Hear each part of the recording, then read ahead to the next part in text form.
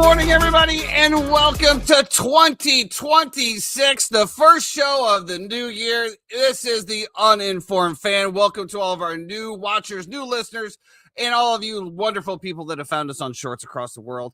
Jeffrey, looking good. A little Christmas sweatshirt, maybe? I did get this for Christmas. It was actually a late Christmas gift that my wife forgot to wrap. So I opened everything on Christmas, and then like 2 days later, she's like, "Oh, I forgot I got you this." I was like, "Oh, cool. Thank you for the Bucks hoodie. Appreciate it." It At doesn't need least to it be wasn't washed though. Yeah. I found out you know like when you get these color hoodies, like the got first time I fuzzy. wore it fuzzies all over. So all good. Are you one of those people that buys new clothes and doesn't wash them first? Are you one Yes. of those people? Yeah. That's Yeah. yeah. I tear tags off and throw it right on. We're good. You know what grinds my gears, Jeffrey? What? People that don't wash clothes when you buy them. Why? You gotta wash them, dude. Why? Because they just travel from China. Like, who knows what's on them? What chemicals? Who knows what that sweatshirt's been through? Plus, you got to break it in a little bit. It's got that weird smell sometimes. I You love got to that put smell. it in there. Yeah, well, you do like sniffing fumes, I guess. Well, let's get into it. Got a big day here, Jeffrey. College football is taking over the Uninformed Fan to start the show. Obviously, if you follow the show, watch the show, college football usually does not lead this program. However, We are in the thick of the national championship, and we are ready to talk some football. Let's start off Miami, Ohio State. Miami 24, Ohio State 14. Miami's defense is for real. I know we were talking a little bit on the pre-show about their trenches in Miami. That D-line and O-line are both bought and paid for and performing. I want to focus on the other side of the ball for a second, Jeffrey, and the Ohio State Buckeyes, because obviously they have, I do believe, the second or third highest payroll in college football, and they're just frauds. You saw it in the Big Ten championship with Indiana. Indiana just dismantled them. And frankly, I mean, I know it's a 10-point game. It never even felt that close to me. They never felt like they were in it. They seemed discombobulated. I know we're going to get into some of these bought and paid for teams. Obviously, the next game is going to really take precedence on this. But to me, it just goes to show, man, you just cannot just buy a team, put it on the field, and expect them to win. Talent-wise, 5-star, 4 stars, Ohio State, Texas Tech, Oregon, Miami, all of them Alabama, all of them blow away Indiana. But let's get on this one. So what are your thoughts here, Jeffrey? Was this a Miami performance that was just domination over the Ohio State Buckeyes, or did the Ohio State Buckeyes just come out and get out-coached and lay a turd? No, Miami just mauls you up front. We mentioned that both these teams probably had some of the top offensive defensive lines in the entire country, that it was going to be a dogfight. We've talked before about Miami first halves, about how they're allowing, I believe it was like 4.8 points or something like that in the first half of football games. Obviously, they allow 0 here to Ohio State. Miami's for real. Carson Beck doesn't have to do a lot. You run the ball, you play defense. Now, I do think he'll be able to kind of open it up against this Ole Miss team once we get into that game. But I thought Miami was really good. I think if you're a fan of Florida or Florida State, I think it's been this is tough. I'm happy for all my friends who are Miami fans. I'm happy for them as human beings. I am no way, shape, or form rooting for Miami to win the national championship. I don't want to be that very, very clearly. I don't have a bet on Miami to win the national championship. I'm not rooting for that. I don't really want it to happen. Honestly, if I'm going to be real, as a Florida State fan, I don't want to see my rivals prosper at all, ever. As you should not. I don't want them to see them continue winning just simply for the fact that I don't want to keep seeing Michael Irvin on the damn sideline. It's tough. He might die if they win the national championship on live TV, which would be interesting as well, too. But I do think that you cannot deny what they're doing in Miami, because you could say their stuff is bought and paid for. It's more about roster retention. A lot of those guys committed to Miami when they were coming out of high school. They have developed them into the studs that they are now. And I know that because I see the guys who are playing, who are making splash plays, who I remember Florida State and Miami going after the same guy recruiting. And even Florida in that mix as well, too. So you see these guys that they've kept their roster retention. They've spent money on it. They've developed them. I'm still not a believer in mercenary quarterbacks, but it looks like that's the route that Miami's decided to take going forward. They will every year have a new, whoever the new flashiest quarterback that was in the portal that can, will take the most money to come be a mercenary. So I do think that I'm going to say a couple things here too. The buys are way too long. You can give a team a 1 week bye. The first 2 games should be played at the college. I don't think that we need quarterfinal games in the Sugar Bowl. I don't think I need to sit there and look up and see what the Orange Bowl looked like yesterday for Texas Tech and Oregon. It was abysmal. There was nobody in the stands. It was terrible. So I think they got to tweak that a little bit as well too. I completely agree with Dan Lanning when it comes to that. Miami's stadium, though. Technically, yeah, but I mean, you should have. No, I completely agree with traveling, and both teams are not going to travel to Miami to go spend thousands of dollars on hotels to go watch a team play, especially over New Year's Eve when the hotel prices are jacked up even more. You know, if the teams were that good during the year and they deserve to get a bye, but they also deserve to get a home game as well too. Let them have one playoff game at home. I think would be great for the sport. I completely agree, Chad. You're absolutely right. Yeah, 0-4 last year, 1-3 this year. Jeff's nailed it on the head. It's just too long. This isn't the NFL. There is something about continuancy and able to keep up with the flow of the program and able to game plan. Obviously, a little bit more time off, but it's just too much time, man. It's just too much time not getting hit. It's too many times, not running around to the point of exhaustion. And you're absolutely right, Jeff. I don't think we need all of these games. Like, okay, so we had the Rose Bowl, the All-State Sugar Bowl, the Goodyear Cotton Bowl, and the Capital One Orange Bowl. Now we have the Chick-fil-A Peach Bowl and the Verbo Fiesta Bowl. Okay, so you're absolutely right. Those first 4 games should all be at home. You're absolutely right. There's no reason to your point, to have people spending tens of thousands of dollars, because yes, that is what it's going to be, especially if you try to take anybody but yourself to one of these games. They should have a home game. Let the fans be involved. Just like the NFL does not go to neutral site games until the Super Bowl. There's a reason for that. Because again, you're putting the burden on the fans once again, who you've turned around to ask for money throughout the season to be able to compete. Now, hey, you got to go spend thousands of dollars to go support us. If we're in Texas Tech, we're going over to where to Lubbock. We're going to Orlando, I guess. Yeah. I mean, the Sugar Bowl. I mean, obviously, Ole Miss, Georgia, they're both close. It's just, you're absolutely right. There's no reason to, but you know what it is, Jeff? It's a money grab. It's a money grab, but there's no reason that you could do so. I would agree. I think the Peach Bowl and the Fiesta Bowl, I think those are lower tier bowls anyway, but yet they somehow get the semifinals. Maybe you do the Rose Bowl and the Sugar Bowl, and then the championship game is one of these other bowls. Maybe that's the Rose Bowl every year. Yeah, make it. Well, yeah, but the problem is if you have it called the Rose Bowl, it's got to be in that one stadium all the way in California, correct? That's where the Rose Bowl is. So yeah, but there's just something about the sunset coming over and so on and so forth. I also want to touch this too. We always talk about this as well, Chad. Like in the NBA, right? You have the play-in games. Right. And you have these guys who go in and these teams that are playing competitive basketball for so long, where a lot of times we see these upset happen, whether it be a 6-3 or whether it be the 1-8, whoever gets in. These teams have been playing competitive basketball. And now you got to kind of ramp up and get there and match somebody's intensity. I just don't think it's that much of an advantage. So I don't think at the college level, at the pro level, absolutely. But they're grown ass men that have been doing this all of their lives. And, everybody fights for that bye in the NFL. But again, it's only a week. I mean, from the last game of the season to the quarterfinals, how many weeks is that? 3? I think we can all agree that the entire college schedule needs to be revamped. We need to have a commissioner in there. I mean, you got it right now. It's January 2nd. The portal just opened. Portal just opened today. You have a receiver from Miami that's still in the championship contention that just hit the portal. Put his name in the portal already. Like, okay, so you're still going for a championship, but you put your name in the portal. You can't tell me that that's not somebody that said, hey, dude, we're ready to offer you more money next year. Put your name in the portal. There's no way. And here's the thing, too. And all this other crap. This is also a negotiating tactic that all these kids have now. You saw Florida State had 28 guys hit the portal whenever it happened. Now they've retained like the top 4.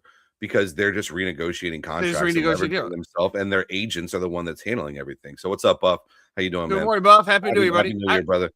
So it's just tough. It's just a money grab, like we yeah, said before. All these Imagine agents, NFL teams, right? Like, imagine NFL teams. Everybody's on a 1-year deal. You're trying to build a roster on a 1-year deal with every single player on your team. I mean, something's got to change, and it's got to change fast because it just doesn't work. It just doesn't. There is a theory that I saw that is not coming to fruition, but it's that the NCAA is basically letting it get as bad as it possibly can and as terrible as it can, so the U.S. government will step in and create bylaws. And so far, the U.S. government has been like, "Nah, we're good. Go ahead, do your own thing." And the NCAA is just kind of between a rock and a hard place because they want something to happen to come in, but can't get it done. Well, let's skip around here, Jeffrey. Miami is going to face Ole Miss, who played Georgia last night, 39-34. What a great game, man. That was just a great game, back and forth. Kirby Smart with a very questionable 4th and 3 on his own, like, 30 that he went for it there. Yeah. Play gets completely blown up immediately. Ole Miss goes down to a touchdown. Now, I will say for this is what I also don't understand when it comes to play calling, defenses, things of this nature. So, like, throughout the whole game, that Georgia had a game plan, but they just said, you know what, we got 9 minutes to go. We just gave a touchdown. We know we're going to score. Let's go fast. Let's do our 2-minute drill. They literally went down the field in 2 minutes and scored a touchdown to put it right back to 3. Right. Yep. So then you get it back to 3. You get the ball back, and then all of a sudden, you're back into this slow offense bullshit again, and you're struggling. You're struggling to move the ball. Well, not even. They were still going quick. They weren't being as successful, but they got the ball down the field, and then it turned into you're on the goal line. And I heard the play-by-play guy say this. He goes, "Oh, well, I wouldn't be surprised if they almost like took a knee here because you don't want to give them too much time." And I'm like, you need to punch the ball in. What are you talking about? You're trying to waste time. You're down by 3. Make them go score a touchdown. Just score a touchdown and worry about the time later. They have 0 timeouts. You have 3 timeouts at that point. Go score the touchdown. And I thought they just got a little bit too cute. They ran the ball. Even the 3rd down play, nobody was open. I mean, he threw it, Stockton threw it to the tight end, but the dude was covered like blanketed. It wasn't even close. It hit the DB in the helmet. I don't get that, Ron. The 2nd and goal, I do not get why you're in shotgun there. It was driving me nuts as somebody who had a Georgia ticket. I was like, just punch the ball in, score the fucking touchdown, and let the quarterback run it. He's been running it all day. Exactly. Stop thinking that you're gonna like milk some clock on 2nd down and then be able to, execute on 3rd. It's not the way it works. So the cover 0. Before that, though, killed me. Before what you were talking about before, though, I do understand a little bit what they were talking about running the clock out. Now, again, when they came down, we're talking about punching it in. We were over 2 minutes to go, and Ole Miss still had their 2 timeouts. They got that 1st down stop. That's when they started burning their timeouts. 2nd and 3rd. That was the last 2, and then the 4th down play or the 3rd down play, obviously, and then the field goal. So I did understand, like, at least trying to burn 140 seconds off the clock. That puts you, to your point, down to like a minute 20. You still have 2 more plays to punch it in. Those need to be your best 2 goal line plays. I don't feel like it was. I feel like it was kind of discombobulated, both of those plays, to be perfectly honest with you. And the Ole Miss defense had it read. I don't know what they had in their bag, but it was like they were looking at Kirby Smart's playbook. They knew exactly what was coming, and they stopped it. I agree, man. And then you had the whole I just didn't the fact that they give them the ball back, right? So they get the ball back after that, and then you literally get burnt deep. There's only one thing there's only one thing you can't do, and I'm not a fan of prevent defense, Jeffrey, because prevent defense prevents nothing. But you left that corner out on an island. Yeah, and there's dropped a dime. 27 seconds. It's 3rd and 5. I don't understand. As a Bucks fan, I have this Todd Bowles PTSD about running 0 coverage on a 3rd down and just getting absolutely manhandled because it's happened. I mean, it happened in the playoffs when This is a space that we can both be in, buddy. I mean, he called it in the playoffs after he made one of the most historical comebacks in playoff history with Tom Brady and Leonard Fournette and Mike Evans. And we come back, we actually tie the Rams, and then you call zero blitz twice. Cooper Kupp beats you twice over top. And then you call it this year with 17 seconds to go. There's no timeouts. Todd Bowles calls zero blitz against the Carolina Panthers, leaves the DB on an island. And he's like, oh, the DB took a bad angle. It's like, bro, you left him one-on-one on Tetrick McMillan on an island. I don't give a flying whatever. Nicely done, say. Jeffrey. That's nicely terrible. done. And I'm trying to learn. And then the Dolphins game, you did the exact same thing where you just get absolutely cooked. So it gave me those kind of vibes because I'm sitting there thinking about it. I'm like, if you stop them on 3rd and 5, even if you just like keep them in front of you, then you're going to get the ball back. You have timeouts. They had timeouts to be able to get their process in order and try to get down and get the ball back and get their own field goal. At the worst, you go into overtime. Yeah, I just the zero blitz I couldn't believe it when I saw it happening. I saw the linebacker stripping up. I'm like, there's no way. And then I saw it hit, and I saw Chambliss just let it go, like Elsa, and I just that was tough. Yeah, that was tough. Kirby Smart's too good of a coach to be doing some of the calls that he made again. That 4th down, I pumped the ball there. I mean, and then again, like I said, that defensive coverage there, pretty shaky. I love how aggressive Kirby is, right? Kirby calls the fake punt. It's successful. It works. They get the play on that. My issue is that I don't know what the plan was there. You run the punt team on, right? And then you run them off real quick and you bring the offense on to try to mess up, whatever they're thinking in Ole Miss side, and they just didn't really panic. They subbed everybody out because you have all the time in the world to sub people out. They get there, and then you're like not sure you're going to hike the ball, but then you don't want to burn a timeout, and then you're only on the 30, so do you really want to give up 5 yards? Let's just hike it. Hikes it, and literally it looked the left tackle just literally got breezed by like he was going down I-75. Yeah, we don't even got to talk about the Texas Tech Oregon game.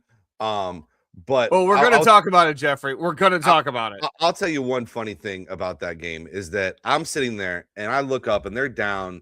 It was 16-0 or something like that, right? And I just woken up from a nap, and there's like 3 minutes left in the game, and I'm like, Texas Tech can score. Like they have a good offense. They'll come down and score here. So I saw the live line. It was like plus 250. At 15.5, right? I'm like, oh, they just got to score. Okay, they'll definitely do this.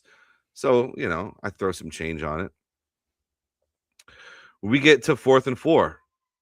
Nothing's been successful the entire time. On 4th and 4, they hike the ball. And I don't know how to describe this, but 3 linemen turned and blocked each other from Texas Tech, while 2 guys from Oregon just steamed off the inside and the end and just completely crushed the Texas Tech quarterback. That's terrible. It's bad, Jeff. 23-0. Texas Tech. This is what we were alluding to at the beginning. Guys, this whole college football and buying players and stuff, it all looks good on paper. And if you got a billionaire bankrolling you and you think but it doesn't negate bad coaching. It doesn't negate team synergy, and it doesn't negate the hungry dog eating, right? Because these are not hungry dogs. These are well-fed dogs that have an umbrella, shade, air conditioning, whatever they need. This is not a good formula for success. And this is what you're starting to see right here. You put up 0 with the highest NIL. 0. Yeah. Absolutely embarrassed by Oregon. Yeah, I mean, there's really nothing much to talk about this game. Dan Lanning obviously had that team ready. I love Dan Lanning, by the way. Well, I don't really have those type of feelings for him. I think he's a good coach. I really would have loved to see him in Gator orange and blue, but he got Nike money, bro. He's trying to get Phil Knight a NCAA championship before he dies. Which I guess I might actually root for that. Not too far off. Yeah, he doesn't look good. He looks They're like an aging vampire or something. yeah, it's bad. They're all in, but that's also why Oregon has been all in the past few years. It's because they're trying to get this done before he succumbs to old age. So I think Do you feel sorry, Jeffrey? do I feel what? Do you feel sorry for Phil Knight? Not at all. Are you for the Gipper? No. Yeah. I mean, seeing Oregon play would be cool. The problem is that, and I mean, listen, Indiana gave an ass whooping to Alabama as well too. I mean, that game was not close whatsoever. And so now we're gonna get the rematch of Oregon and Indiana that already happened once this year. And I don't know if you remember how that game played out. I don't. For some reason, I feel like Indiana- it was like a last second play or something. But Indiana went maybe that was went- Ohio State. Indiana went into Eugene and kicked their ass. So Well, let's talk about it. Obviously, Alabama 3, Indiana 38. It was kind of wild. I did work last night. I had a huge Indiana presence down here right now. I don't know what the heck's going on, but sitting next to an Alabama fan on my one TV on the side. oh no way. When the Indiana crew rolled in, they rolled in about 10 deep, and there was one Alabama guy left after the wife and the son and the other ones got pissed at him and took the rest of the kids to the park. But they come on, I prefaced it, hey, Alabama fan, this is it. And, I kept checking on him, but it was definitely, you could see the deterioration and it was an absolute pounding. And I have to be one of the first ones to say this, Jeff. Every time I see Indiana go up against anybody, I'm still like, Indiana who?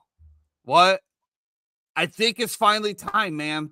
I think it's finally time for the idiot talking heads like myself to put some respect on Indiana's name and Kurt Cignetti. As much as we talk about his arrogance and stuff, some of those things that we laud about for Deion Sanders and walking his walk and doing that, he is obviously, followed the path and he's very confident in what he does. He might be the best coach in college football. When we talked about the rosters, I think 4 stars, 5 stars, I think he has like 8 where Alabama had 40. And it just goes to show that I can't remember who was talking about just his amazing evaluation of talent and being able to do that. Look at the thing he's pulling out of Mendoza. I mean, Mendoza looked like freaking Tom Brady out there the other night, just surgically dropping balls. The pass late on the end zone out to the left side, teardropped over the DB. Like, come on, man. And he's out there smiling and laughing. And let me also say, couldn't be a better kid, at least from what I've seen so far. Just what you want to see out of a public figure, especially for kids to be looking up to. Yeah, I mean, let's talk about the Indiana for a second here, Jeffrey. Again, I've been the one that I just can't be like, oh. And again, we talked about Ohio State being frauds. I did, when Indiana beat Ohio State, I wasn't shocked because to me, Ohio State's fraud. They're fraudulent. They're an overpriced, just whatever shiny little thing that's over in the corner of your eye that catches it. Indiana feels like a blue-collar, man's man team. The coal miners, the electricians, the people that are just going to go out there and work hard for you. They got to be the Cinderella. I mean, if we're talking about Cinderella stories and Cinderella teams and men's basketball and how it relates, I mean, Indiana's got to be it, right? Well, I think when we talk about Cinderella teams, we talk about teams that we are rooting for because they haven't been there often. And when you look at the final 4 teams that we're going to get here, I believe 3 of them have never won a national championship. And then one of them in Miami has not won one in 25 years since 2001. So I think everybody can have their own storyline in a way. And I think that's what's so beautiful about it. We talked about Ole Miss, right? Like everybody Nobody's rooting for Miami, Jeff. No, let me finish real quick.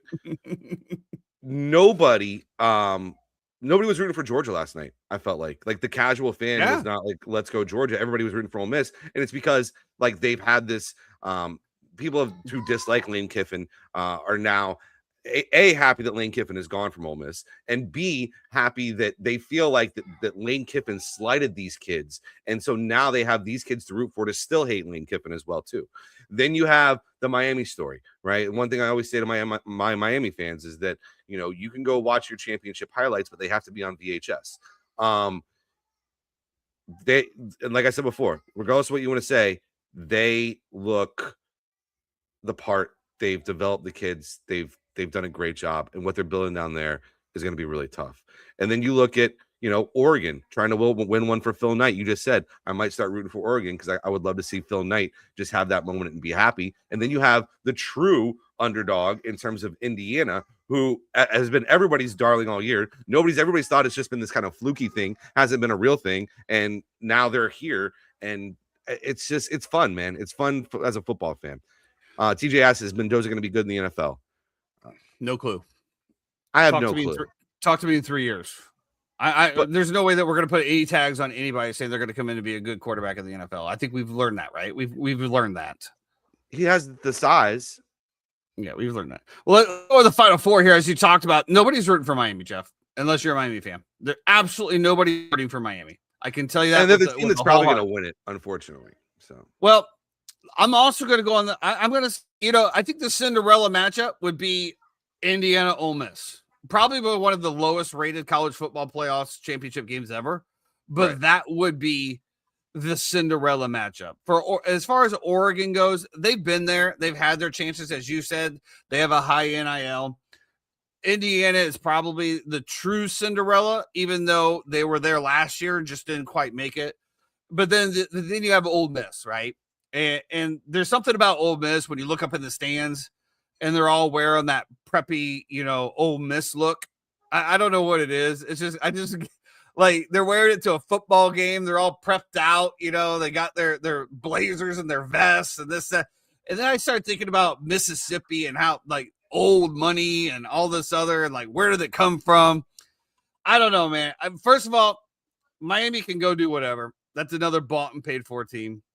To me, it's Indiana, man. I think Indiana would be probably one of the best storylines for college football, to just sit there and show that, hey, you don't have to have the most expensive team. You have to have one of the best coaches. And that's really what it comes down to. And so I think for college football, the best thing could be for Indiana to win. Will I think that? I don't know. Ron, I don't disagree with you, but I do think people are going to hop onto this Trinidad Chambliss narrative as well too. You're going to see this story played out about how he came from Division II.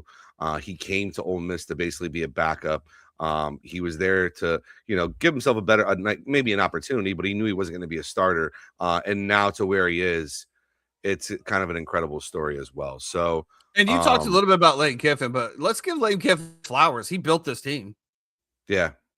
I mean, let's give him his flowers. I mean, he built the team. He was trying to be at the game yesterday, and ESPN told him no. Yeah, I mean, I feel like, I was waiting for, honestly, a tweet or something to be like, hey, congratulations. Didn't see it. Instead, I saw that he's going to like a women's college game or something of that nature for LSU. Yeah, he went to a women's college basketball game, which Kentucky actually hit a last-second three to beat LSU. Ironically, kind of funny. I don't want to. We don't got to get it. It could be Ole Miss. Yeah, we're talking about women's college basketball, Jeffrey. You're lucky you get a slot down there for WNBA. Okay, you're lucky. Okay. Let's stop. TJ, I don't see Ole Miss stopping the Canes run game. They might not, but on the same token, we talked about this defensive line, right? The defensive line of Miami, and we've seen the passing game from Ole Miss. So what stops a great defense and a high pressure over the top throws? And we've seen this kid just nail them left and right. And once you start hitting a few of them, the pressure gets back a little bit less. Now we start dropping more people in coverage. I think a good game plan can beat them for sure. I can. I just honestly, I'll tell you the biggest thing for me. I'm so sick of watching Michael Irvin on the goddamn sidelines during games. And I'm not alone, man. I know that he has his people out there enjoy him. There's a lot of people posting the memes. Hey, let's make this about you. We're showing Michael Irvin take off his belt, show his six-pack, which 65 years old, shout out, whatever, good for you for being in shape. Cocaine's a hell of a drug. And he takes an Ohio State jersey and puts it over something, takes his belt off and starts beating it, belts to asses.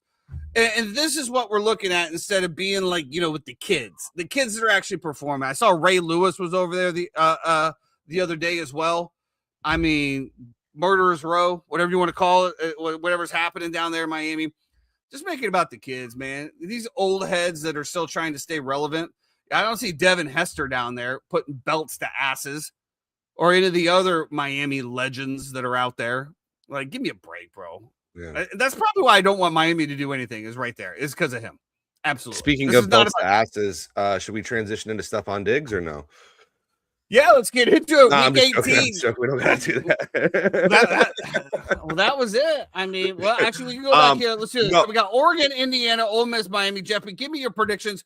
Who is going to the championship game in Miami once again? Yeah, I think it's Indiana and Miami that are going to end up playing each other. I will say this: if Miami makes it to the championship game, that stadium will be packed. Yeah, is it? It's not in. It's Miami Gardens, Florida. Is it? Okay. Interesting. I think that the one thing that can mitigate a good pass rush is a guy who can be mobile. And so it'll be interesting to see. If you look at Miami's 2 losses this year, both those were to pretty mobile quarterbacks. We'll see if Chambliss can make that happen. I don't know. I think that Miami will be able to stop Ole Miss, and Ole Miss is not going to be able to stop Miami is the problem. And even though they have a great pass rush, I love that kid Perkins they have from Ole Miss, man. That kid was all over the field last night. And then I think we've already seen this story play out in Indiana, Oregon. And as much as I would like Oregon to win, I just think Indiana is so connected right now. They're playing so well. Cignetti's just rolling. He gets in his bag sometimes too when he wants to. How many Miami fans do you think are going to go to Arizona to watch this Miami game? Well, I think there'll be a fair few. I think, and then you have Oregon playing in Georgia. Right. We'll probably zoom in on specific Miami fans, like Abella Danger, and some other things that they continue to show on the broadcast. So, yeah, I'm sure they'll have a presence there. Well, let's look at it here. So, I mean, come on though. But again, to me, college football is about the kids, man. It's about the kids that go to school. The student sections are unlike anything else. Now, unless you have a whole section of Michael, that's a whole different story. Yeah, but student sections at college games are like, that's just a different thing. But these kids aren't going to be able to go out there. They're not going to be able to support their team. I mean, and how bad is the Hard Rock Bet app? The Oregon Indiana line is 4.5. A majority of lines. Or 4 to 4.5. We have 3.5 on Hard Rock. It's a great number depending on who you like. Well, I like Oregon at 4. I like Oregon plus 4. I think that they keep that pretty close. Also, you can put it at 4. Yeah, if I want to pay more juice, the freaking Indians down here just juicing me out. I do like the over 47 though. So let me ask you this, Jeffrey. So if I was going to take Oregon plus 4, over 47, Miami minus 2.5. Ooh. What do you think about that, Jeff? You're just doing a 3-teamer? Well, I was going to do the over 52 there as well, but I just don't know. Like it could be a ground and pound game with Miami that could control a lot of the clock. So I don't know how many explosive plays we're going to see. I think the play would just be to, if you want to add your 4-teamer, just continue to take the Miami first half under. I think we can't do that. You can't do the first half with the game as well. Yeah, so that's what I'm thinking. I'm thinking Oregon, plus 3.5, push it to 4. Obviously, you can do that. Over 47, and then Miami minus 2.5. Guys, that's a plus 542. 542 on even the crappy Hard Rock Bet. That's what we're going with here. I told you how they got me yesterday with the 50% profit boost. A full Jeffrey unit on that. That was tough because I had Georgia in the over, just money line, and I had Indiana in the under, just money line, and God, that when you get validated by Chad, you're on to something. Chad's ready to talk NFL though. Chad's ready to talk NFL. He's been here for 40. Well, let's get on. He's been so patient, Chad. Thank you so much. Let's get into it. Week 18. Not a whole lot of storylines here, but we do have a few. And let's start off with the elephant in the room on Saturday. Jeffrey's Tampa Bay Buccaneers at home versus the Panthers, favored by 3. Yeah. Now, before I get into the other funky stuff, Jeff, let's just talk about this game first of all. Yeah. Let's talk about this game. First of all, Yeah. I need the Bucks to actually show they want to play. I saw a little bit of the fire from Mike Evans on the way off the field. Don't overcook Diggs' bacon. Yeah. That is true. I saw a little. I don't know what's happening with this team, bro. They just seem so disinterested. Whether they're trying to get Bulls fired for next year, I have no idea what exactly it is. This team just seems disinterested. Where on the other hand, I see a Panthers team that has found life, has found that hey, we're a little bit better than we thought. Let's get on it. There's nothing for me to say that the Panthers cannot beat the Bucks straight up. No. Chad. Don't ever apologize to him. Ever. Carolina After plus 3 is the play. It's not even close. Carolina plus 3 is 100% the play here. The Bucks have had a must win for the past 4 weeks, and they've lost to bad teams. So what makes us think that they're just going to flip a switch on Saturday and go out there and perform well against the Carolina Panthers? I don't see it happening. This team seems broken in some way. I also don't think they're going to get rid of Todd Bowles anyway.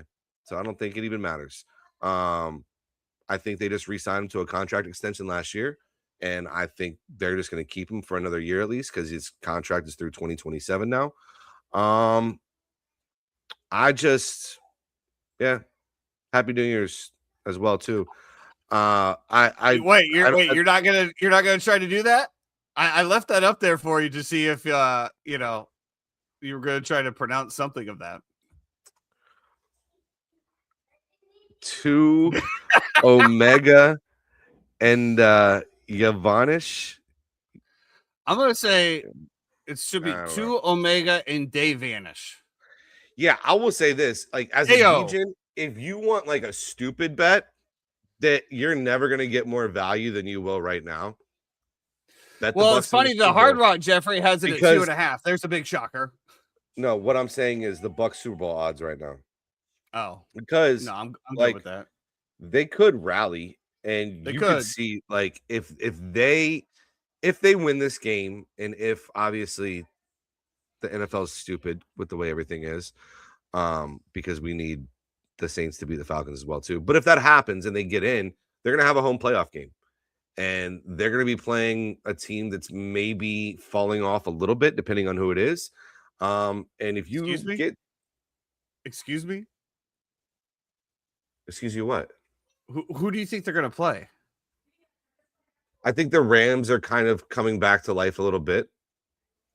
Okay, but you said I don't mind. They're going to play a team that might be falling off a little bit. Oh, Seattle, the number 1 seed. That's not going to happen. Well, we'll see what happens in the Seattle and in San Francisco game. I still think Seattle's a little bit smoke and mirrors, as is San Francisco in a sense. So I don't really believe in either of those teams. We all know Philly is right now, Jeffrey. You would be coming. The 49ers would be coming to your house.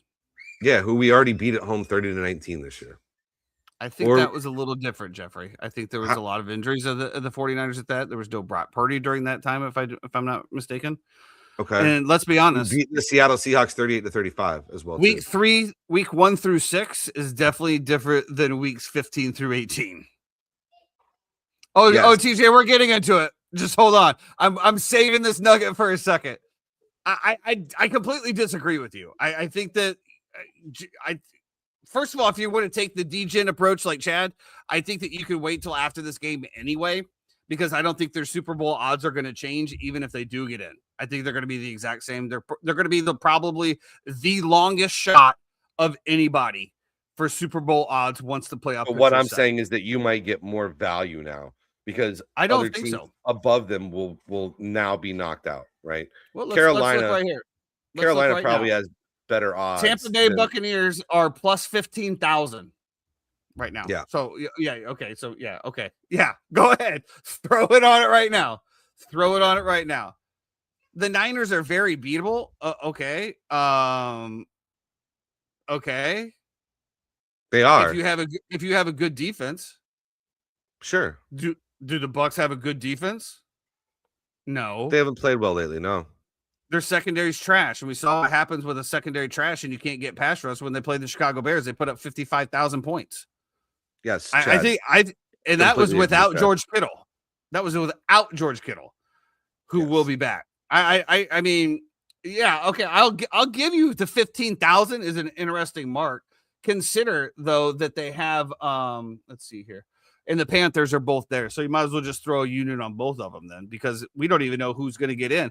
And if the Bucks even do get in and beat the Panthers and the Atlanta Falcons beat the Saints this week, you still are out of there, which is wild to me. We had 2 weeks ago. I put it on I said it's just wild to me that the fact that the Falcons actually control everyone's destiny, because if they win the last 2 games, all records will be tied, but the strength of schedule will change and the Panthers will get in.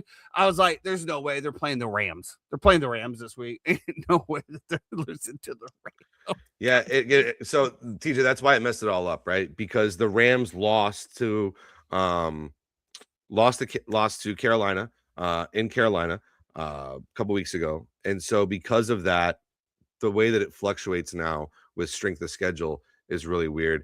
That Seattle and LA game was actually really big for Tampa Bay at one point, because Seattle winning improved the Bucks win against the Seahawks, because if everybody finishes with the same record, it all goes to common opponent, and it's really Which would happen if the Bucks beat wild, the Panthers and the Falcons beat the Saints. Everyone will be sitting at 8 and 9. Yeah, in the South, every single team. Which arguably, the Falcons are probably playing the best out of all 3 of them. And honestly, the Saints as well. The Saints have been humming lately. Yeah, the Bucks have an interesting opportunity here to finish either first in the division, or they could also finish 4th in the division. Here we are in the NFC South, baby. Weakest division in football. I've said it before. You lashed out at me on the group chat, said that I was just being. No, I disagree. I still disagree. I don't think it's the weakest division of football. The AFC North is the weakest division then? I think the NFC East also has an argument for that as well too. Yeah. I'll give you a little bit of that. Because I mean, if we're just going to compare record wise, like the Commanders, the Giants, and the Cowboys, comparatively record wise to Tampa Bay, Atlanta. Well, the Giants did have like the second highest strength of schedule. Yeah. I mean, I look at it this way: if I put the Dallas Cowboys versus the Panthers up on the field, who's winning that game? Who's favorite? If I put the Dallas against, you know what I'm saying, the Saints. Yeah, I agree that the Saints might be the best team in the division right now, the way that they're playing. I agree that the 3.5 is a smash spot as well too. The problem is that, the Saints got to be really excited. They found their quarterback of the future. They are all in with Tyler Schlaw, and he's looked great, man. Like, he moves the pocket, he runs around, he's made great throws. His completion percentage is fantastic. He's been really good. And when he got drafted, everybody was like, WTF? Why would you take this kid here? There's so many other Rattler even beat him out in the preseason. And then it just shows that like Kellen Moore, it's cool to have a quarterback when you're coming in to be developed. It's cool to have a head coach who played quarterback and understands what you're going through in that situation. I think it's been great. The growth from the Saints has been fantastic. I hate it because it's always F the Saints, but stop looking at me just because I'm abbreviating my curse words today. I actually wasn't, okay. But okay. But I'm subconscious about it. My parents might actually start watching again, Jeff. But yeah, I mean, I think the Saints plus 3.5 is a smash spot. Me and my boy were talking about it. We're like, if Tampa Bay beats Carolina, there's no shot that this New Orleans Atlanta game is not absolutely berserk and it's won on a last second field goal or play or something absolutely completely random happens, and that's the way that this division is decided, just because that's just due justice for what it should be. Well, let's get into it, Jeffrey. Let's talk about it first. Bucks, Panthers, who wins and why? I think the Panthers probably win. Okay, so then you don't need to worry about the Falcons Saints game. Yeah. But in case the Bucks win, I like New Orleans in this spot. I think Atlanta played their Super Bowl last week. I think they're checked out. I understand that guys are fighting for their jobs. I do disagree there as well. I think that Kirk Cousins is also fighting to remain a quarterback. And let's be honest, his play over the last few weeks, maybe not a $50 million or $30 million quarterback, but he's definitely a serviceable quarterback. And I will say, arguably, he's outplayed Michael Penix Jr. this year. I would agree with that statement. So I think this brings in more questions than anything for the Atlanta Falcons. The fact that, you've done this without Drake London. Kyle Pitts has come back. I don't think Drake London is playing in the last game either. Obviously, you have a stud in Bijan Robinson. I think Drake London is absolutely playing in this game. Is he? I thought he was out for the season. So. And then Chris Olave has blood clots.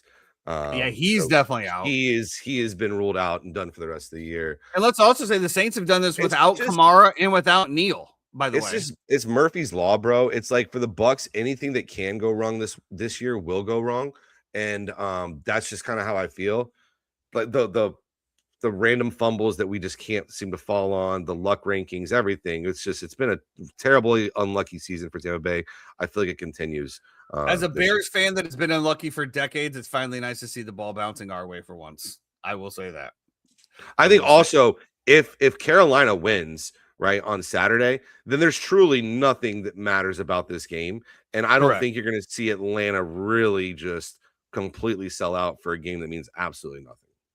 I don't know. I feel like there's still a pride factor. Obviously, Saints Falcons is still a heated rivalry. Like nobody wants to lose. I think that definitely on the Saints side, you'll see it because as you did say, there's a lot of people playing for contract, TV time, all of that kind of stuff. And who knows where we're at as far as incentive wise as well. Did somebody need to hit a certain yardage, this, that, and the other to get up there? It'll definitely depend. But the beautiful thing about it, Jeff, is we got this game on Saturday at 4:30. So you will know whether you'll have a sweat on Sunday or you can just go kick your dog and beat your wife on Saturday night. And then I'll it's be all at work, over. so I'll just be a la Stephon Diggs. Well, maybe you could just, take it out on your customers versus the family. So that'll be a great night. That'll be a great. Hopefully, I get off. Jeff, you might want to take the day off, bro. Let's be honest. Why? Money's money. Why? Yeah. Why? If you look at your phone and it's 38-3 Panthers, I'm gonna have it on the TV at work. Exactly. Are you not an emotional man when it comes to Tampa Bay making the playoffs or not? I'm a lot better. Jeremy, stop. So are we from Stephon Diggs to Ray Rice somewhere in between there then? I've never assaulted anybody in my life. Verbally, Jeffrey. Verbally. I guess if you count that. Fucking softy. Well, let's get into the other one. We do. I did it. I almost went a whole episode without cursing, and you just triggered me. There you go again. Jiminy Christmas. Here we go. I agree, TJ. I think everybody's going to play their butts off there. We do have one more game on Saturday. That is the Seattle Seahawks versus the 49ers, the NFC West and the number 1 seed, both on the line here. I'm very curious to see how the 49ers perform against the Seattle defense after the absolute drudging of the Chicago Bears. Putting up 50,000 points, as I also said. And, I think that the best thing for Sam Darnold would be to contact ghost hunters and exercise his demons to be able to get rid of the ghost before going into this game because he's going to have to throw the ball at some point. Although I will say the Bears did do very well against the run against the San Francisco 49er defense. So we'll see what happens there. This is a big one, man. We're talking about number 1 seed or, potentially, I don't think, honestly, one of these teams is too concerned. I think for the 49ers, it would be great to have the bye because obviously that team has been absolutely just destroyed all year with injuries. Another week off, get Kittle back a little bit healthier. We think would be even better for them. Ricky Pearsall been out pretty much the entire season off and on with nagging injuries. Brock Purdy with his toe. I think it's more important for the 49ers to get the bye. I don't think either one of them is scared to go against the Panthers or the Bucs, to be perfectly honest with you. So I'm very curious to see how this game will play out. I think it's more important for the 49ers to win this game than the Seattle Seahawks. It is in San Francisco. If 49ers do win this game, they are home throughout the entire Super Bowl. So there's a storyline to watch as well. I think it's going to be very interesting. I'm very curious to see how this 49ers, again, offense goes up and handles the Seattle defense. Super Bowl's in San Fran this year. It is. Yeah, I think it's going to be a great game. I would say if I'm going to make a play on this game, I just think the defense for Seattle is just better than it is for San Francisco. And so I love the way Charbonnet's been running as well too. I think he's starting to kind of come into his own. I guess give me Seattle here. Yeah, for me, this is a complete stay away game. I think, I just don't know. To your point, I think that the run game is better. I mean, obviously, Christian McCaffrey is going to be whatever Christian McCaffrey is. I think, obviously, Brock Purdy is better than Sam Darnold. So we'll see. Can they get the run game open to spread the defense, drop them back a little bit? I don't know. We'll see. It's going to be a great game. That's all that I can really just say. It's going to be a great game. It's going to be one 8:00 Saturday night. Everybody watching. Can't wait. Let's get into Sunday. We do have a few games to go for. Let's start off, obviously, with the Detroit Lions versus the Chicago Bears. The Bears need to win this game to secure the number 2 seed unless the Eagles do lose against the the Washington Commanders, which we'll get into that one just a little bit. It's Seattle, and it's what? Not even close? Yeah. Yeah. My biggest question with Seattle is Sam Darnold. That's all. This is a big game. You might as well call it a playoff game. And I haven't seen Sam Darnold perform in anything similar of a playoff game yet. So that's my biggest red flag, I guess, because this is a playoff game. You need this for the number 1 seed. You need it for the bye. It's very, very important. And for the West. The Bears do need to win for the number 2 seed. Again, if the Eagles do lose, one of the storylines here, obviously, is the Lions just absolutely boat racing the Chicago Bears in week 1. I think that this is going to be a game where the Lions come out and give them their best. They want to continue that. And they want to obviously beat Ben Johnson. I don't think the Lions are going to roll over here at all. I think that the Chicago Bears are going to get their best. Caleb Williams, ironically, also needs 280 yards to break the 4,000 pass rush or pass throwing. Let me tell you, Jeff, why I could care less. Because I'm so sick and tired of hearing this. Well, he needs this. He needs this. He doesn't need shit. We're not going to go. Do you really think that Ben Johnson and Caleb Williams are going to go out there and be like, hey, we got the Lions coming to town. We need to win for the number 2 seed here. But we need to make sure we throw for 300 yards so we can have the first 4,000 yard passer in Chicago Bears history. People are just asinine, man. If you have a good run game, why do you need a 4,000 yard passer? Is it for the bells and whistles? For what? You like to have nice just win. So 3,900 yards isn't enough. We have to. I just think, and we have an extra game. Yeah, I think it's going to be a byproduct of just the Lions secondary being trash. Is that Caleb will get there, and so. But I think more importantly, you want everybody to come out of this game healthy. I also think that Ben is going to keep the pedal to the metal and keep the gas going. I don't see him letting up whatsoever. I like Chicago in this spot. The Lions are done. Give me the Bears -3 all day long. Absolutely. Well, this is one, and I do want to bring this up real quick because the week 1 loss was bad. And, Ben was also talked about this. What was it, week 1? No, week 2. 52-21. Now, we also know that this Bears team is not the same team that it was week 2. We can both agree with that. However, the Bears defense is trash. Let me say not trash. The Bears defense is literally a elite pass rusher away from Super Bowl contention. Because if we can somehow get some pressure on a quarterback, then the secondary can hold up. But if the quarterback has 3, 5, 10, 15,000 seconds to throw the ball, any NFL quarterback is going to pick you apart, just like Brock Purdy did. But I will say, I think that you're absolutely right. I think Ben is going to keep the throttle on this the entire game. Now, we also have the Eagles Commanders game, which has severe implications on this as well. I do believe, though, the Eagles are resting their starters. Yeah. Did I read that correctly? And they're still a 4-point favorite. Yeah. And that is the 4:30 game. So they're both going on at the same time. This is something that where I've seen some people say, it could depend on what the halftime scores are. Whether or not, what I would love to see is let's just come out and boat race them the first half. Right? Get up boat race in the first half. Let's get Tyson Bagent in there. Let's get, DJ Moore out of there. Obviously, Rome Odunze still not going to play. I don't know. Is Luther Burden the third playing, Jeremy? He was carted off last night, but it turned out to just be a little bit of a quad injury. I think that Ben will surely remember that week 1 beatdown, and you're absolutely right. I think that the Lions are going to try to give it their all, but I think Ben Johnson is going to keep the foot on the accelerator. When he was asked about that from, the week 2 loss, he goes, "What do you expect him to do? What do you expect him to do? It's 4th and 1. Right. Of course he's going to go for it. Like, he's not going to change just because he's playing me." So I can't. Well, I think it's gonna be great. No Barkley, no Hurts. Yeah. So I mean, I don't know. Supposedly, I think the backup is supposed to be okay for Philly. Chad, if you're watching on your phone on YouTube, there's also another feed that is specifically designed for your phone as well. It should be on there called Mobile. Yeah, I think the Bears get it done here, though, Jeff. I think where we're looking at, it's 3 on everything else, so it's probably like 2.5. Oh, this is a line that's actually better on Hard Rock, Jeffrey. Bears minus 2.5. Well, the line being better on Hard Rock is all about who you're wanting to bet on. What do you mean?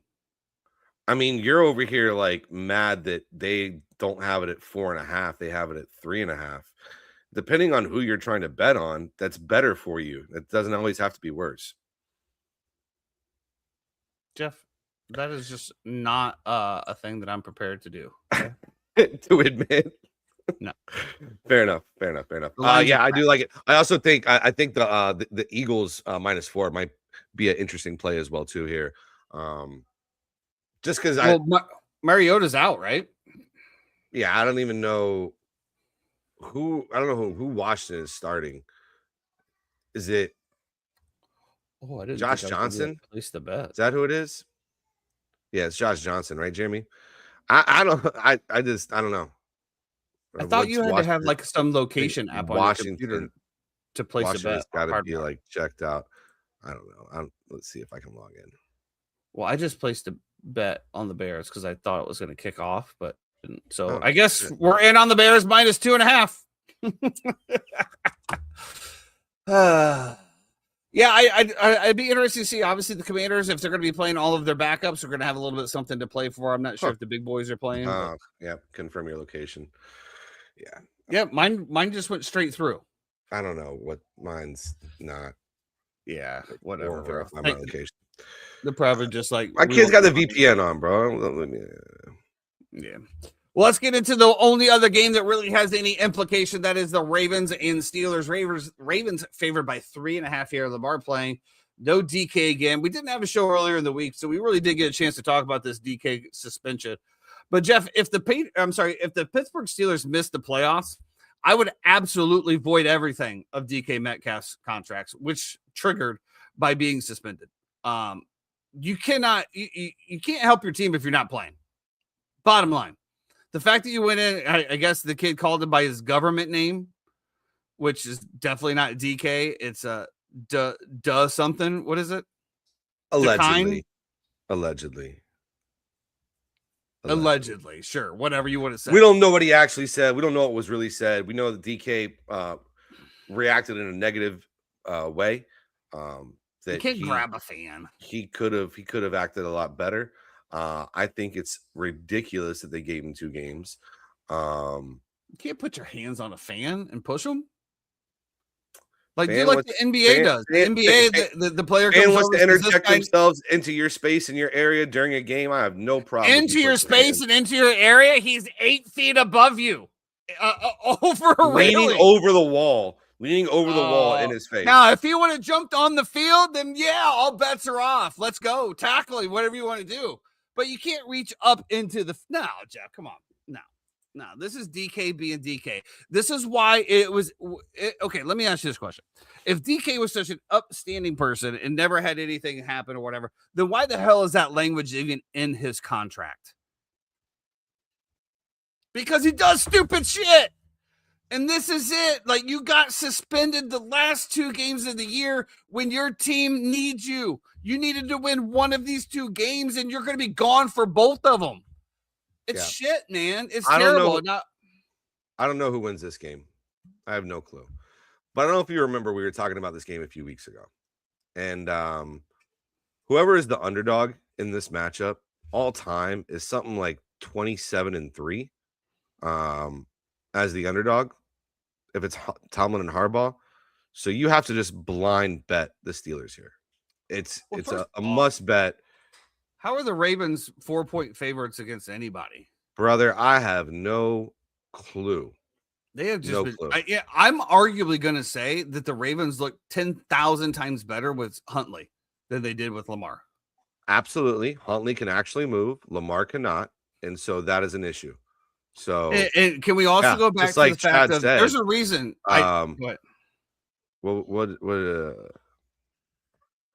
Lamar playing is better for the Steelers bet. Yeah, I agree. Absolutely. I mean, there's a reason I drafted Derrick Henry number 9 overall because of what I saw of the last few weeks. Like, I don't understand what the game plan is, the calling. The dude's a beast. Just hand the ball off. He's got to get ahead of steam, though. That's the problem. Okay, well then, starting back 15 yards and just do like a punt hike and let him just go that way. I don't know, man. This is also a very interesting game because we're talking about both of these coaches, both of them being the longest tenured in the NFL, and both of the fan base becoming very stale with both of them. This game could have a lot of implications in regards to that as well, in my opinion. But I heard somebody say on a podcast I was listening to yesterday that the AFC North could be a division where all 4 head coaches are brand new next year. Like, you could see Stefanski, Zach Taylor, Harbaugh, and Tomlin all moving on. You know what would be crazy if they just did a round robin within the division. they all just switch teams in their own division. Like, the talk about Lamar maybe moving on, the talk about Burrow maybe wanting to retire. Lamar's not going anywhere. There could be four brand new quarterbacks in that division next year. Joe Rodgers ain't retiring either. Rodgers walks off into the sunset. I mean, it's just pure speculation, but I mean that's a good speculation there. I do want to point out 2 of the things that I do absolutely love this week are where were we at? Why can't I not find it now? I do think, yes, Bengals -7.5 against the Browns. Myles Garrett will get a sack record. I think Joe Burrow is going to go crazy. I think he's going to absolutely fucking light it up. Should be easy money there. Maybe take the over if you want, but it's up to you. And also the Rams versus the Cardinals. Cardinals are done, bro. Like, they have so checked out. The Rams are still going to continue to play. They're still going to be putting up points. Yeah? I mean, it's just. Oh, they only put up 17 against the Bucks. Or no, sorry, 14 against the Bengals. 19. Over under is 46 there, but I just think the Rams are just going to. I think the Rams are going to be on a mission after getting embarrassed on Monday night, and then all the opportunities that they had too. They missed the PI call on Monday night. Do they have to play the games? I mean, so much shit. The Rams are locked into the 6th seed, yeah? I think the Rams are still playing their players, though. Are they? Mm-hmm. I don't know why you would. Well, let's look at a couple of quick things here, Jeffrey, before we call it off here. I do want to talk about the Super Bowl playoff odds. Yeah, I think that whole MVP with him, he was the favorite. Then they got boat race, and all of a sudden now he's not. Yeah, I don't know. I anybody but Drake May, dude. That's all. That's just because I don't know. I just don't want him to win it. Ian has a Drake May ticket. Oh, I don't know. So right now the Seahawks are the favorite to win the Super Bowl at 525. Let's look at some sneaky ones here. So we already talked about the Bucks being plus 15,000. I would 100% agree with that. Yeah, either one of those teams might be good to have here. Very interesting to see the Chicago Bears plus 2,000, also along with the Green Bay Packers. I tell you another snooky one is Houston. Actually, I was going to say Houston. Of course, on good books they are plus 1,400. On this book they are plus 1,200. I don't think that there's anybody playing better football right now than the Houston Texans. And anybody. I don't think anybody wants to go up against them. Whoever they get, it looks like they are going to be playing the AFC North seed. That is an automatic win for me. I don't care who they're playing, Steelers, the Ravens. They are winning that game. I think that the Texans are very, very sneaky here. I might just go ahead and put a unit on it right now.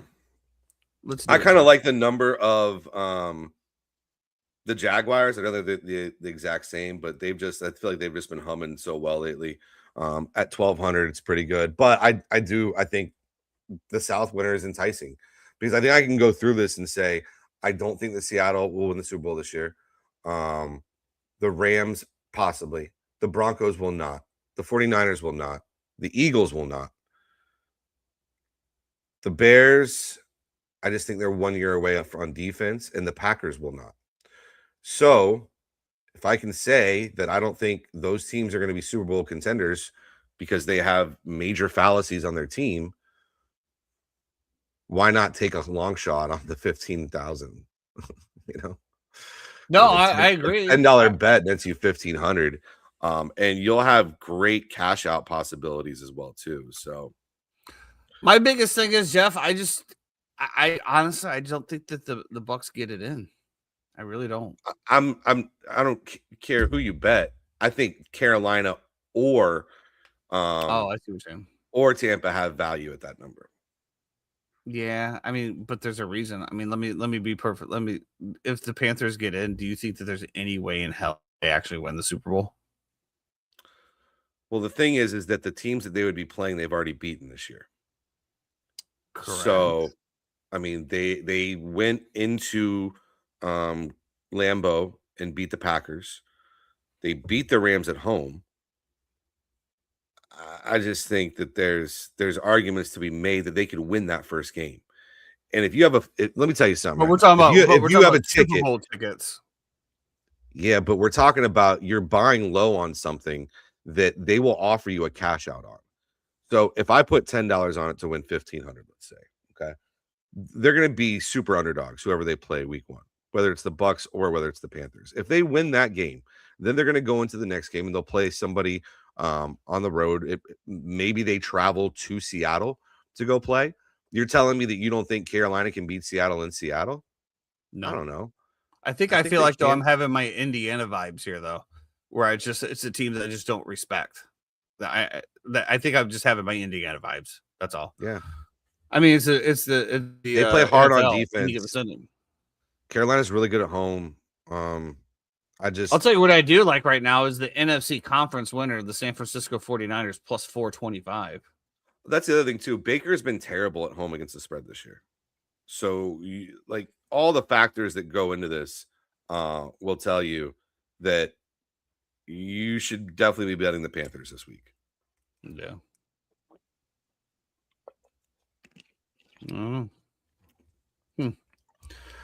I like that, Chad. There's so many things I like here that like I just want to throw money at everything, but like no.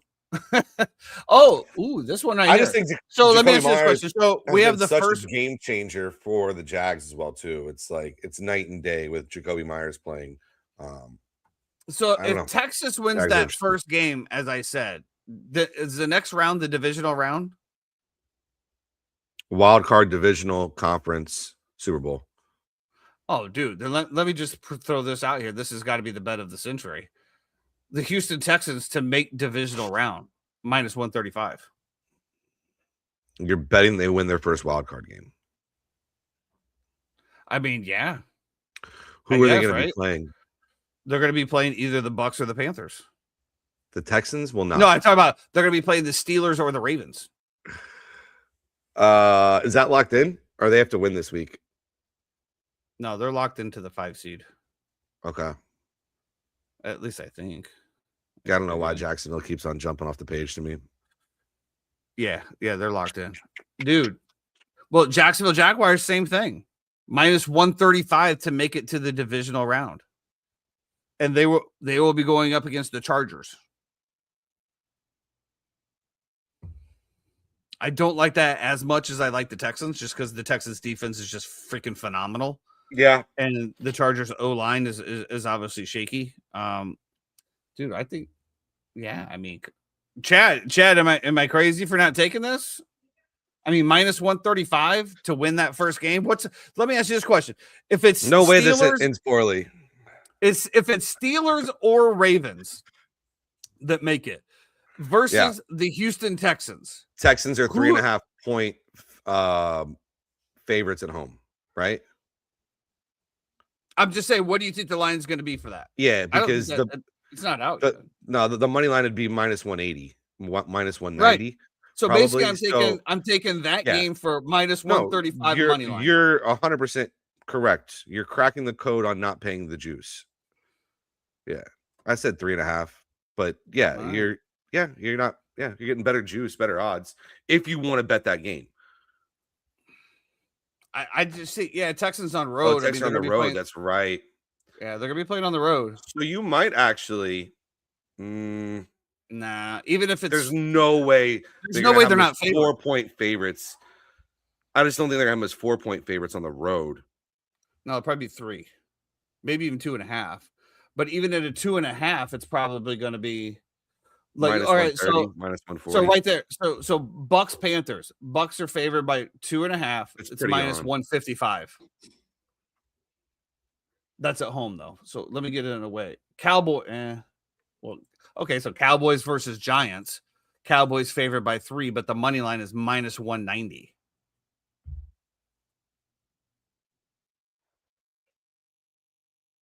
I don't see any other road dogs. Well, right. Okay. Well, just do this. Ravens Steelers. Ravens Steelers this week. Ravens are favored by 3.5 on the road. They are minus 200. Yeah. Yeah. If you love it, go get it. All right. I'm getting it right now, Jeffrey. 135. Chad, the question is how many units? Chad, happy New Year to you, bro. Hope it was an amazing one. I'm telling everybody 2026, let's make it the year of action. You know, everything we talk about we want to do, let's try to put it into action to make it happen, you know. Action Jackson. That's why we are putting 3 units on the Houston Texans divisional round. I feel good, Jeffrey. I feel good. All right. Free money. It's free money. All right. Jeremy, any errors or omissions? Huh? All right. Well, that's going to do it for us today on the Uninformed Fan. Not a whole lot going on in the world. Football's starting to wind down a little bit. Well, there's a lot going on in the world, but there's not a lot going on, you know, in the sports world. In the sports world, except for, you know, NFL nice curling, dude. Chad, I love curling when it comes on the Olympics, dude. Love curling when it comes. That's awesome, bro. Congrats, man. Congratulations. Beautiful. Good time, eh? How do you feel about Patrick Kane being left off the Canada team? Not Patrick Kane, Connor Bedard. Connor Bedard snubbed off Team Canada when he was the top 5 in scoring so far this season before he got hurt. Snubbed. But he's hurt. He was. He'll be back. This isn't for, it's like what, in summer? It's in the summertime, I think. Like, yeah, like, what are we doing here? Big controversies, Jeff. Oh, Chad. Right. Yeah, okay. Everybody, have a good weekend. If you do happen to be driving over the weekend, please, for the love of God, stay out of the left-hand lane. We will see you back here Monday, 12 p.m. Eastern Standard Time. Go Bucks. Be great. Bear down, baby.